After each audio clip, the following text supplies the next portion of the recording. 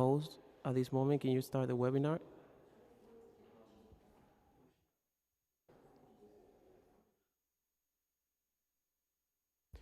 Good morning, everyone. Welcome to today's hybrid New York City Council hearing for the Committee on Consumer Affairs and Worker Protection. Everyone, please place all electronic devices to vibrate or silent mode. If you wish to submit testimony, you may send it to testimony@council.nyc.gov. Again, that's testimony@council.nyc.gov. Thank you, everyone, for your cooperation. Chair, we are ready to begin.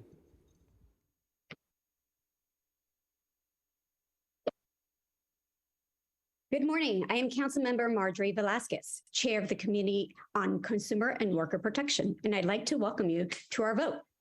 We'll be voting today on proposed introduction 506A by Councilmember Rivera in relation to requiring the Department of Consumer and Worker Protection to implement an outreach and education campaign on facilities that deceptively advertise or are otherwise misleading when offering reproductive health services. As we now live in a country where Roe v. Wade is no longer the law of the land, New York City will become a safe haven. I repeat, a safe haven for those that are pregnant to access safe and quality reproductive care. As both New Yorkers and residents from other states travel to New York City to access care, we must ensure that people that enter pregnancy service centers are aware that these centers are unlicensed and unregulated, providing clients with anti-abortion misinformation. Pregnancy service centers in New York have been known to delay appointments with clients multiple times in an attempt to prolong the process past a point when someone can have access to a safe abortion.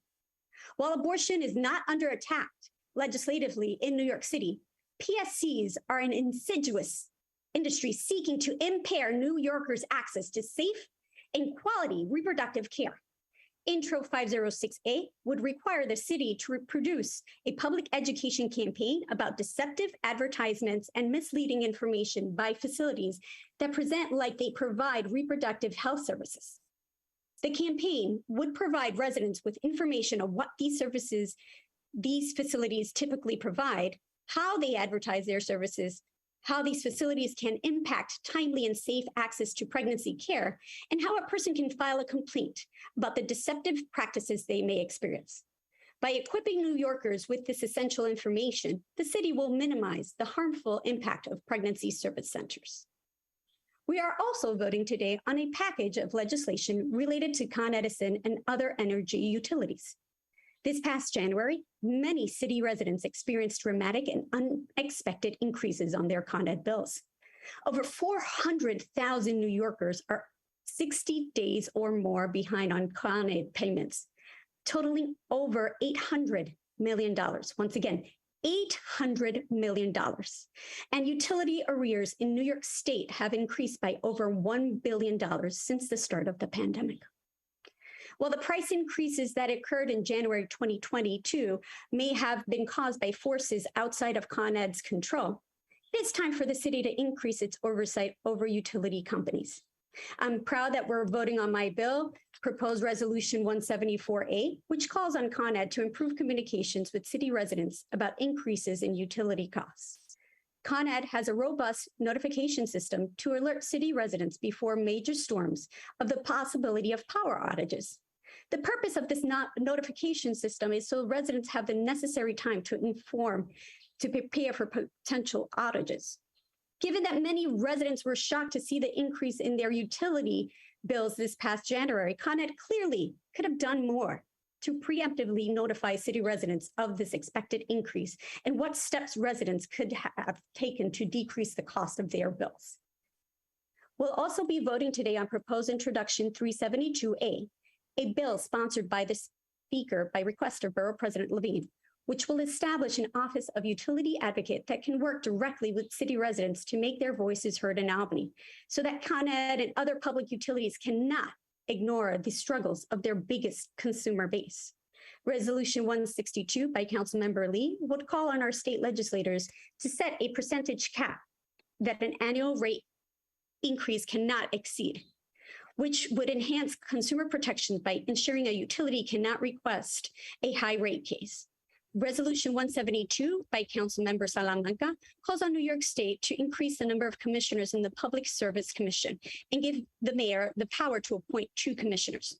Proposed resolution number 173A by Councilmember Ung calls on the governor to expand financial relief programs to residents struggling to pay their utility bills. The communities experiencing the most significant impact of rising utility prices are low-income communities and communities of colors that have been hit hardest by the pandemic. This resolution therefore calls on the state to take further action to ensure city families are not plunged into further debt. I am proud of the legislative package we're voting on today, and as chair of this committee, I'll fight and legislate to ensure that the consumers of this city are properly protected.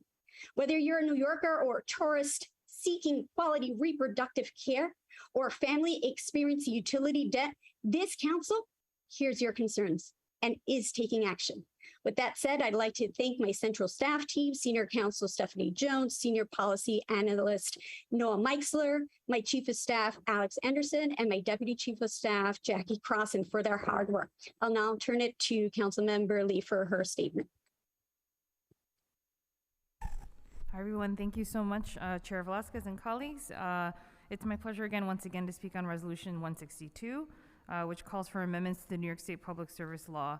And it's a privilege to have this bill be part of the larger legislative package involving the Speaker, Chair Velasquez, Council Member Salamanca, and Ung. And as New Yorkers continue to fight through the pandemic, experience inflation, gas prices, supply chain shortages, it is even more important for us to make sure that their bills are not hiked and that they're paying unfair prices. We're currently in the middle of the summer, increasingly relying on AC units and utilities to stay cool, and our families and constituents should not have to worry about keeping the lights on and the water running. Thank you so much, Chair Velasquez, and I want to thank my colleagues for their support as we look to get Resolution 162 on the stated floor for a vote. Thank you.